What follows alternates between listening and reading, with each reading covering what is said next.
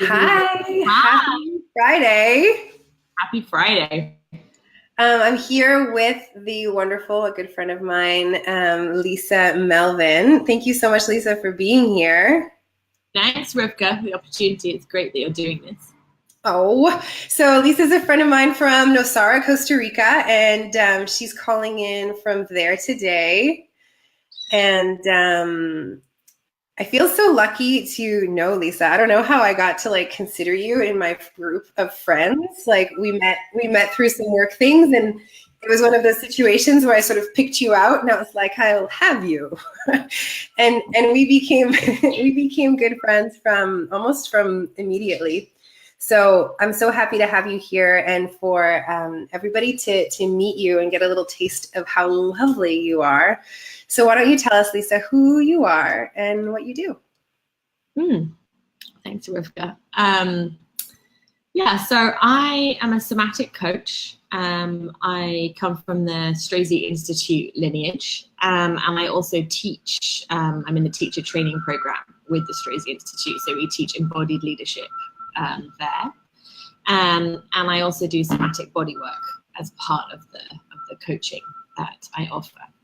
And then sometimes I feel like I live two lives, because then the other part of my life is that I can do consultancy work for the United Nations and the agency that works on development. So I kind of bridge those worlds. Yay, so cool. Do you hear that ringing? Okay, it's stopped now. Yeah, it's a lorry reversing in the background. Oh, okay. It's not a weird connection. Excellent. It's really happening. No problem. Okay, life is happening as long as it's not my phone. Yeah, life's happening around me. Awesome. Okay, so you live these dual lives, and how do you where's the coaching bridging it? You know, how does what you do touch both of these, different lives? Well, of course, it shows up inside of oneself. So who you are shows up in whatever room you walk into, right? And I have coaching clients that are purely coaching clients, and I do that virtually, with clients from around the world.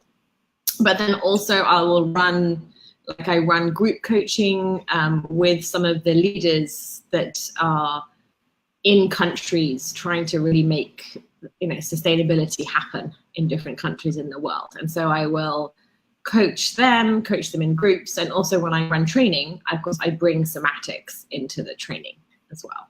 So I have a lot of mat time, as we would say, like a lot of time to practice, basically, in both worlds. And I think this is so cool. You're my version of a coaching rock star. I don't know if you guys are getting this properly, but Lisa is a coach for world leaders. She helps world leaders lead from an embodied place. I feel like, to me personally, what you do has this legitimacy and this vital importance to coaching. Or that's what it gives to me. And I look up to you so much as a coach. You're like what I want to be when I grow up as a coach, So can you tell me a little bit why it's so important for these international leaders to work with coaching? Yeah, I think I'm going to bring in the embodiment piece here too. But I think we can start with if you think about any time that you're trying to learn something new or get really good at something, and we can all track back to times when it's okay, our time to ride a bicycle, to learn to ride a bicycle. It takes not only a lot of repetition to do that, but also you probably had your mom or your dad or a bigger sister or someone going yay, good job, go for it, you can do it. And then now it's time to take off the stabilizers, those two little wheels we used to have on the bikes. And it just feels like that's what a coach is. At its purest form, that's what a coach is. And for us human beings to change and to really be able to bring in new skills that our work or our calling or our longing demands for, we need help. And I think, we get help from our family and our partners and our friends, but often it's it's the kind of help that can be from like a skilled person or someone who's really got your back. Like they only really care about you and what you care about. So when I bring coaching to different leaders, sorry about the dogs, also they live next door. So when I bring coaching to different leaders around that, it's like, okay, so what's being asked of you in this situation? And it can be around like conflict, holding contradictions, being able to move through conflict in a way that's generative. And they really are quite alone in that work unless they have a coach, right? So, and it requires them to have a level of awareness, be in new practice, and and to kind of see the bigger picture, if you want. I think that the term that came up is executive coaching. And would you say that what you do is similar to that, different completely, along the same lines? I would say it's leadership coaching, mostly because I really believe that the way that I define a leader is like everybody's a leader of their own life first. And then, and then we may lead a family, we may be leading in a community, and we also may be leading inside of organizations or inside of society. So, and in these particular like international leaders, they're not necessarily executives, but they really have to lead like a big group of people from farmers to government to private sector, to businesses in the same direction. So they don't have executive in their title, but they're still super important leaders. Yeah, I mean, the term, like, I think it's like the word executive is almost just like a tuxedo that we'll put on the situation. Yeah, exactly. Yeah. So tell me more about this idea of personal leadership. It's something, I mean, the very first coaching course I ever took was called a Karma Yoga Leadership. And I was introduced to this idea of personal leadership. But can you speak to that a little bit more? Yeah, I think it's this idea that sometimes we hear ourselves saying like, oh, well, that's just how I am, right? And somehow there's a defeatist attitude inside of that, like, oh, that I can't change that about myself. And what we know is that that is not true. We can, right? We can, especially with all the latest neuroscience research, we're very plastic and moldable, right? So we can change. And so the question is, we're the authority around how we want to change and what we want to do. And so leading our own lives is a little bit like taking the leadership of what do I want? What's my vision? What do I care about? How do I want to be in the world? And how am I going to move myself to that place or towards that? So when I say like personal leadership, I guess that's what I'm talking about. And then how does that then translate to leading, you have your personal leadership, and then you can be a leader, like you were saying, in your family and your community. And then, furthermore, a leader on a larger scale of like a nation, right? People that you work with. Well, in some ways, the leader that we want to be, so that personal leadership thing, will show up wherever we go, right? So it will show up inside of our families, it will show up inside of our communities, and it will show up at work. And so you can't really dissociate like the place with who we are, right? And we know that, at least 80% of what's communicated comes from our body, comes from our tone, comes from how we are, not from what we say. So like doing the personal work first really is like the bedrock. And you can do that for the purpose of, say, being able to lead your family well, or to reducing conflict inside of your family, or to loving your children better. Or to being able to spearhead something in the community. Like one of my favorites might be like here, setting up a recycling system in Nosara. Somebody decided to take that on. And that requires a whole load of different skills. And that's what, then we get this like almost a calling or an urge to like learn, improve, change. right? To be able to meet this new challenge. Mm. Yeah. So I think around the conversation about like what is coaching, and I think you've described it so well in the sense of personal leadership, is it starts with asking yourself that question, right? Like, who do I want to be? And how do I want to move through this world? What effect do I want to have? And some people don't ask themselves those questions, right? Like some people, and without saying that it's good or it's bad or it's, you know, it's not anything. Do you think that like the people that you get to work with, are they already asking themselves those questions? Or especially when you're meeting people in sort of your UN work, are you sometimes the person who's meeting them with that question first? Am I making sense? Yeah, that makes sense. I think generally by the time, it depends how we meet. You know, it can be that most of the time people come to me, right? So they're making a request of me. And in that case, they've already got to the point of, at least I would like to ask myself that question, right? And they know that they've kind of got to the point where they're like, and I might need some support with that, right? Mm-hmm. And then there are, I'd say, like, you know, the minority, which is more like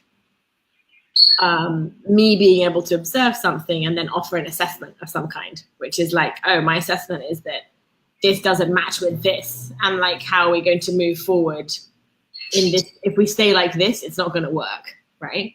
So most of the time, that's a really good question, because it kind of makes me wonder, like, how do we inspire everyone to be able to ask themselves those questions? And our education system really doesn't help people to be in that kind of space, right? It's like, let's just train you from the neck up, only this bit, and this is to move your body from classroom, or your brain from classroom to classroom, and let's teach you all sorts of things that are like pass the exam rather than how to think for yourself, right? I think a long way to go until society has that at its back.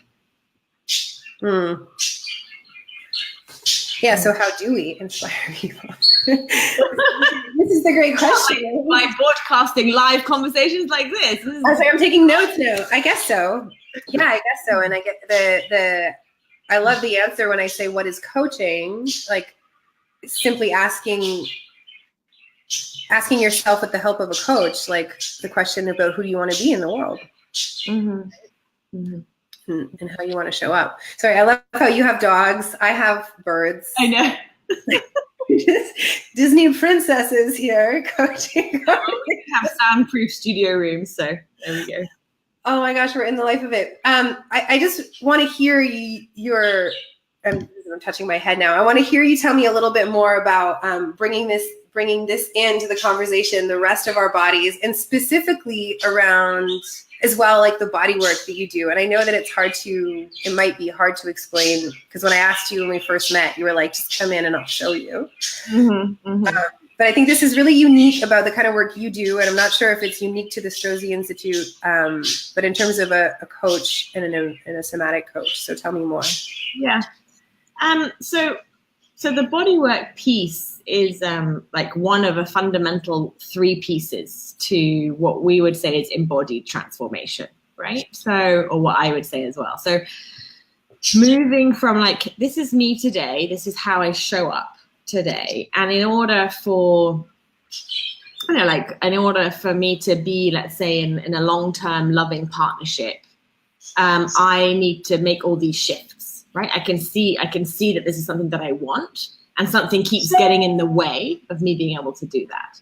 And so what we see is the 3 kind of fundamental pillars are: how aware am I of who I am now? How aware am I of how I show up, and how am I at dating, for example? What happens to me when I date? Okay, I'm sure this speaks to a lot of people. So, and maybe like you're terrified, or or you go in guns blazing, or there are all sorts of ways that we do that, right? So there's like awareness of that, and then there's like, okay, so what's getting in the way of me being able to interact in a certain way, or to be in a mutually loving relationship with someone?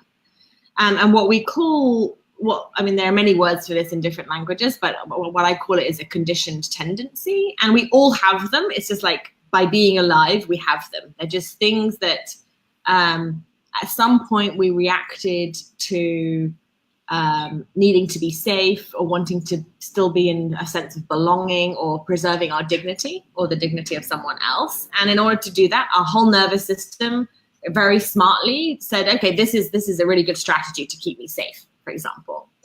And that still lives inside of us. So even if the idea is, oh, I'm going to show up to this date like this, our body shows up, let's say, terrified still, right? Or in whatever way it's learned to keep in connection with someone, let's say. And so the bodywork piece is really about being able to support the nervous system, like the whole soma, the energetics of someone, to be able to say, oh, what might it be like if that fear was allowed to release? Yeah. Mm-hmm. And then that allows this kind of a wider possibility, more choice of behavior, and not just this automatic reaction that comes when we're under pressure or under stress. So the body work it's not the only thing, but it's a really profound way of supporting that kind of release of patterns and habits or contractions that live inside of our energy systems, inside of our nervous systems and tissues. Yeah, I did one session with you, Lisa, about I don't know, months ago now, almost a year ago. And you gave me one it was so profound because you give me one suggestion, and I still live with it. Like every day or every so often, I'm like, oh yeah.